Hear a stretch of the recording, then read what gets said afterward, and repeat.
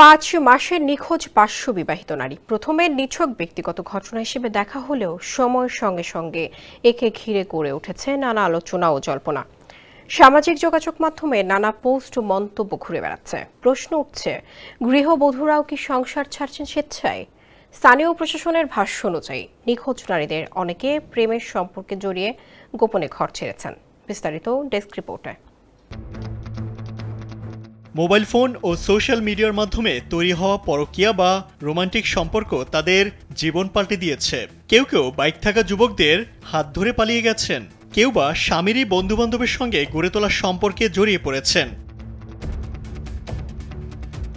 স্থানীয় পুলিশ জানায়, অধিকাংশ ক্ষেত্রেই এই নারী পুরুষদের আলাপ হয়েছে ফেসবুক, টিকটক, হোয়াটসঅ্যাপ কিংবা ইনস্টাগ্রামের মতো প্ল্যাটফর্মে। এমনকি অনেক নারী ছোট ছোট সন্তান রেখে পরিবারকে কিছু না জানিয়েই ঘর ছেড়ে প্রেমিকের হাত ধরে চলে গেছেন।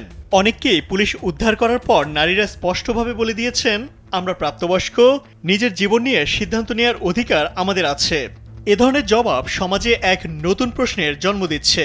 এটা কি নিছক টাকার মোহ, নাকি দীর্ঘদিনের দাম্পত্য বিষণ্ণতার এক জটিল বহিঃপ্রকাশ? শুনতে অবাক লাগলেও ঘর থেকে নিখোঁজ হচ্ছেন শত শত গৃহবধূ। এমনই এক উদ্বেগজনক সামাজিক ধাঁধার মুখে পড়েছে ভারতের পশ্চিমবঙ্গের উত্তর 24 পরগনা জেলার বারাসাত মহকুমা। গত 5 মাসে এখান থেকে নিখোঁজ হয়েছেন প্রায় 500 বিবাহিত নারী। পরিসংখ্যানটি রীতিমতো চমকে দিয়েছে সবাইকে।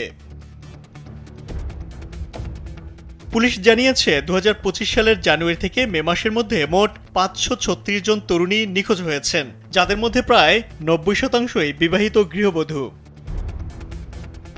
ইমতিয়াজ আহমেদ, কালবেলা।